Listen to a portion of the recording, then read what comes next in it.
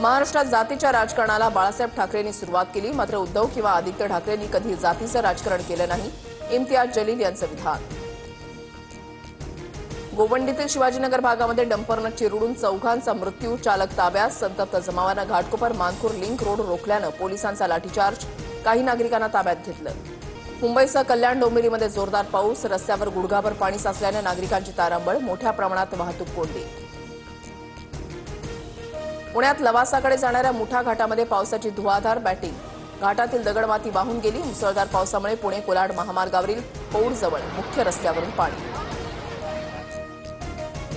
मुसळधार पावसामुळे कोकणातील रस्त्यांना नदीचं स्वरूप, आपत्ती व्यवस्थापनाच्या टीम अलर्ट मोडवर. रायगड, रत्नागिरी, सिंधुदुर्गमध्ये ढगफुटीसदृश्य पाऊस, पुढचे 2 दिवस कोकण भागाला रेड अलर्ट जारी.